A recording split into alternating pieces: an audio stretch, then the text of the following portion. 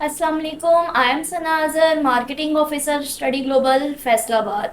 मेरे साथ हैं sir Behzad, admission officer at study global Faisalabad. आज हम डिस्कस करेंगे यूके और अदर कंट्रीज़ की यूनिवर्सिटीज़ को। यूके और अदर कंट्रीज़ की यूनिवर्सिटी के आज हम जिस टॉपिक्स को डिस्कस करेंगे वो है cost, fee, English test, visa ratio and time. जी सर बेजाद, कैसे हैं आप? अल्हम्दुलिल्लाह। आप कैसी हैं? अल्लाह का शुक्र, मैं ठीक हूँ। जी सरवेज़ाद, जो हमारे यूट्यूब पे स्टूडेंट्स की क्यूरीज थी और बहुत ज़्यादा पूछे जाने वाले क्वेश्चंस थे, वो ये हैं कि क्या एंट्री रिक्वायरमेंट है यूके की और अदर कंट्रीज़ की। ठीक है, अगर हम एकेडमिक रिक्वायरमेंट्स की बात करें, अगर यूके की सबसे पहले बात करें तो यूके में जो है, अगर किसी स्टूडेंट ने पोस्ट ग्रेजुएट के लिए जाना है तो उसकी अगर 2.0 CGPA या 55% या 55 से भी लेस 50 तक उसके 50% तक मार्क्स होंगे तो देन वो एलिजिबल हो जाएगा। ठीक है, यूके में एडमिशन लेने के लिए। इसी के बरक्स में अगर अदर कंट्रीज़ का डिस्कस करूँ, मीन के USA, कनाडा एंड ऑस्ट्रेलिया को अगर डिस्कस करूं, उसमें अगर सबसे पहले USA की बात करूं, उसमें अगर स्टूडेंट की 3.0 या 3.0 से ऊपर CGPA है देन वो एलिजिबल हो सकता है। ठीक है, एडमिशन लेने के लिए। ऐसे ही अगर मैं ऑस्ट्रेलिया की तरफ जाऊं, उधर और ज़्यादा मीन के इसकी रिक्वायरमेंट हो जाती है। ठीक है, वो भी ज़्यादा है, मीन के 3.3 या 3.5 से आपकी ज़्यादा CGPA हो देन आप एलिजिबल होते हैं एडमिशन लेने के लिए ऑस्ट्रेलिया में। इसी के बरक्स अगर मैं बात करूं यूरोपियन कंट्रीज़ की, मीन के जर्मनी, फ्रांस वगैरह, अगर इनकी बात करूं तो इनमें भी सेम लाइक यूके की तरह ही होती है। ठीक है, रिक्वायरमेंट मीन के अगर आपकी 2.5 तक CGPA है तो देन आप एलिजिबल हो जाते हैं। ठीक है, एडमिशन लेने के लिए। अच्छा, जो नेक्स्ट क्वेश्चन स्टूडेंट्स ने यूट्यूब पे और क्वेरीज आई थी मेरे पास सोशल मीडिया पे, यूट्यूब पे, वो सेकंड क्वेश्चन ये है कि स्टूडेंट का जो बजट है वो क्या है। यूके और अदर कंट्रीज़ को देखा जाए तो यूके में बजट जो है वो सूटेबल है या अदर कंट्रीज़ में? ठीक है, अगर हम बजट की बात करें ना, मीन का सबसे पहले हम यूके की बात करते हैं। ठीक है, यूके में अगर आपने स्टडी के लिए जाना है, मैं डिफरेंट यूनिवर्सिटी का एक एवरेज आपको बता देता हूँ कितनी फ़ीस चाहिए होती है। मीन के अगर हम बात करें ना यूके की, अक्सर जो यूनिवर्सिटीज़ है वो 15 to 16,000 pound per year charge करती हैं फ़ीस। ठीक है, स्टूडेंट से। अगर इसी के बरक्स में अदर्स कंट्रीज़ का मीन के डिस्कस करूँ, इसमें कनाडा आ जाता है। ठीक है, कनाडा की अगर बात करूँ, उसमें 20 to 23,000 डॉलर मीन के फ़ीस होती है। ठीक है, अगर इसी के बरक्स में ऑस्ट्रेलिया या क्या उसे कहते हैं USA की बात करूं, उसमें भी इसी तरह ही है, 20 to 24,000 डॉलर तक आपकी फ़ीस होती है। ठीक है, उसमें अगर हम इनिशियल की बात करें, ठीक है, सबसे पहले हम यूके की बात कर लेते हैं। ठीक है, यूके का जो इनिशियल होता है जो मीन के 15 to 16,000 आपकी फ़ीस है पाउंड, उसमें भी आपको स्कॉलरशिप भी दी जाती है। ठीक है, मीन के different university different scholarship offer करती है। चाहे कोई यूनिवर्सिटी 4,000 का रही है, 5,000 का रही है, ये यूनिवर्सिटी टू यूनिवर्सिटी डिपेंड करता है। ठीक है, अगर फिर उसके इनिशियल की बात करूँ, वो होता है 7,000 पाउंड या 8,000 पाउंड, ये एवरेज होता है। ठीक है, अगर मैं इसी के बरक्स अदर्स कंट्रीज़ की बात करूँ, मीन के ऑस्ट्रेलिया, USA, कनाडा, उसमें अगर मैं बात करूँ, उसकी जो फ़ी है वो 20 to 25,000 तक होती है। ठीक है, उसमें आपको 5 to 6,000 आपको स्कॉलरशिप मिल जाएगी। ठीक है, उसके बाद अगर मैं ठीक है। इनिशियल की बात करूँ, वो 8 to 9,000 डॉलर तक हो जाती है। ठीक है, इनिशियल।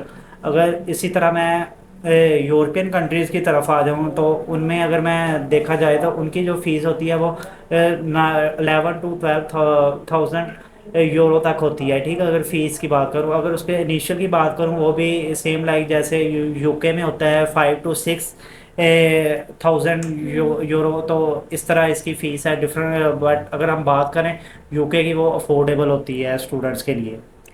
अच्छा, जो इसके बाद क्वेश्चन स्टूडेंट्स करते हैं वो ज़्यादा करते हैं इंग्लिश टेस्ट जो है वो यूके और अदर कंट्रीज़ के जो इंग्लिश टेस्ट हैं वो कौन से, मतलब अफोर्डेबल भी हैं और रिक्वायर्ड भी हैं? अच्छा, अगर बात करें ना इंग्लिश टेस्ट की, ठीक है, उसमें ऑनलाइन वर्जन होते हैं एंड सेंटर बेस होते हैं, ठीक है। अगर हम सबसे पहले यूके की बात करें ना, यूके में जो है कि सेंटर बेस भी एक्सेप्टेड है एंड ऑनलाइन टेस्ट भी एक्सेप्टेड है, मोस्टली यूनिवर्सिटीज़ करती है, ठीक है। इससे ये होता है कि ऑनलाइन से स्टूडेंट के लिए इजी हो जाता है वो अटैम्प्ट करना, ठीक है। ठीक अगर है। मैं यूके की बात करूँ, उसमें ऑक्सफोर्ड आ जाता है ऑनलाइन, ठीक है, लैंग्वेज सर्ट आ जाता है, टोफल आ जाता है। इसी तरह अगर मैं सेंटर बेस की बात करूँ, वो पीटी आ जाता है एंड आइट्स आ जाता है। हम्म। इसी के बरक्स अगर मैं अदर्स कंट्रीज़ की तरफ मूव ऑन करूँ, तो उनमें अगर ऑस्ट्रेलिया, यूएसए या कनाडा की बात करूँ, उधर बेसिकली ज़्यादातर जो होते हैं वो सेल्ट बेस होते हैं। मीन के आर्ट्स एंड पीटी अगर आपने किया है तो देन ही आप एलिजिबल हो जाते हैं, ठीक है। इसी के साथ साथ मैं एक और आपको बताऊँ, को यूके जो है वो बिना इंग्लिश टेस्ट के भी स्टूडेंट्स को एडमिशन दे रहा है, ठीक है। एमओआई पे एडमिशन दे रहा है, मीडियम ऑफ इंस्ट्रक्शन पे। तो ये भी एक अपॉर्चुनिटी है मीन के, अगर कोई यूके जाना चाहता है तो उसके लिए अपॉर्चुनिटी है, वो इजीली मीन के बगैर इंग्लिश टेस्ट के भी जा सकता है। इसी तरह अगर मैं यूरोपियन कंट्रीज़ की बात करूँ, फ्रांस या जर्मनी वगैरह की, तो उसमें बेसिकली सेंटर बेस्ड टेस्ट तो होते होते हैं, ठीक है। कोई स्पेसिफिकली भी होता है मीन के उनकी लैंग्वेज का टेस्ट, ठीक है। उसमें स्टूडेंट को लैंग्वेज का टेस्ट देना पड़ता है, मीन के जर्मन लैंग्वेज सीखनी पड़ती है, देन या फ्रांसीसी सीखनी पड़ती है, तो देन वो एलिजिबल हो जाता है, ठीक है। ये इस लैंग्वेज क्राइटेरिया होता है ये डिफरेंट कंट्रीज़ का।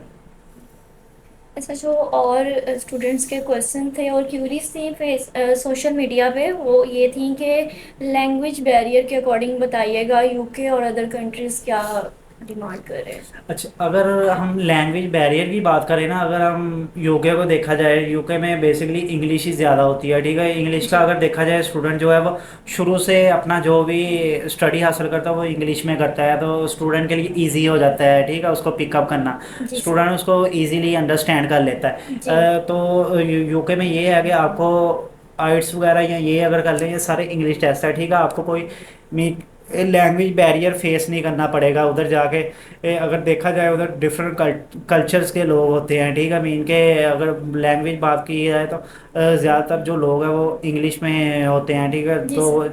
जिसे हम मीन के इजीली जो अंडरस्टैंड कर लेते हैं, ठीक है। अगर इसी के बरक्स मैं अदर कंट्रीज़ की बात करूँ, यूरोपियन वाली साइड पे, ठीक है, उसमें अगर बात करूँ तो उसके लिए हमें मेन के सीखनी पड़ती है, ठीक है। डिफरेंट कंट्रीज़ की लैंग्वेज सीखनी पड़ती है, मेन के फ्रांसीसी सीखनी पड़ती है, फ्रेंच लैंग्वेज, जर्मन लैंग्वेज सीखनी पड़ती है। तो देन वो स्टूडेंट के लिए ना एक हर्डल पेश आती है, ठीक है। जैसे कि उसको अंडरस्टैंड करना ना वो मुश्किल हो जाता है, ठीक है।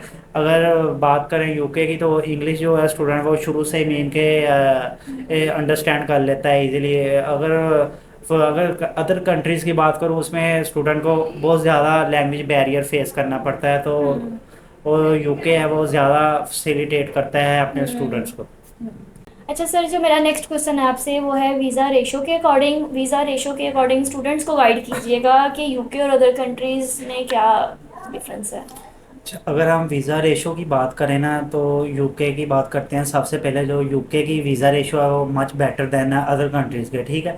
स्टूडेंट का 100% जो है वो वीज़ा ग्रांट होता है, ठीक है। इसमें ठीक कोई है। स्टूडेंट को हर्डल नहीं फेस करनी पड़ती, ठीक है। इजीली उसका प्रोसेस हो जाता है। एंड अगर बात करें टर्न ओवर टाइम की, वो भी 1 to 2 वीक्स में स्टूडेंट को वीज़ा ग्रांट हो जाता है, ठीक है। जी अगर सर। इसी तरह मैं अदर कंट्रीज़ की तरफ मूव ऑन करूँ, तो ऑस्ट्रेलिया, यूएसए या कनाडा की, ठीक है, उसमें जो स्टूडेंट के हैं वीज़ा वो कम मीन के ग्रांटेड होते हैं, सर ठीक इन है। कंट्रीज़ में क्यों कम ग्रांटेड होते तो हैं। बेसिकली ये जो इसकी वजह है, ये ड्यू टू माइग्रेशन एक्ट होता है, ठीक है। तो हम्म। इस एक्ट के तहत जो है स्टूडेंट को जो है कम मीन के ग्रांटेड वीज़े किए जाते हैं, ठीक है। ठीक है। ये इसकी वजह है। ठीक है। अच्छा, मेरा लास्ट क्वेश्चन आपसे अब ये है कि मुझे बताइएगा कि क्या टाइम पीरियड होता है यूके और अदर कंट्रीज़ का स्टडी में। अच्छा, अगर हम अदर कंट्रीज़ एंड यूके के टाइम पीरियड की बात करें स्टडी में, तो इसमें सबसे पहले हम यूके की बात करते हैं, ठीक है। यूके की अंडर ग्रेजुएट डिग्री की बात करते हैं। अगर हम यूके में बात करें अंडर ग्रेजुएट की डिग्री की, वो होती है 3 इयर्स की, ठीक है। ठीक है। इसी की निस्बत मैं अगर अदर कंट्रीज़ की तरफ जाऊँ अंडर ग्रेजुएट के प्रोग्राम की तरफ, तो यूएसए, कनाडा या यूरोपियन कंट्रीज़ की तरफ तो ठीक है, उसमें जो यस। होती है वो 4 ईयर्स की होती है ज़्यादातर डिग्री, ठीक है। इसी तरह अगर हम पोस्ट ग्रेजुएट की बात करें यूके की, तो उसमें जो डिग्री होती है, डिग्री का टाइम पीरियड वो 1 ईयर होता है, ठीक है। इसी तरह हम अगर बात करें अदर कंट्रीज़ की, उससे में सेम लाइक जैसे पाकिस्तान में 2 ईयर का मास्टर होता है, उसी तरह अदर कंट्रीज़ में भी 2 ईयर्स का ही मास्टर होता है। ठीक है। उम्मीद करती हूँ आपके तमाम क्वेश्चंस जो हैं वो सर बेजाद ने कवर अप कर दिए होंगे। हमारे यूट्यूब चैनल को लाइक करें, सब्सक्राइब करें, और मज़ीद वीडियोस देखने के लिए हमारे यूट्यूब चैनल को लाइक करें, सब्सक्राइब करें और बेल आइकन को प्रेस करें। Thank you.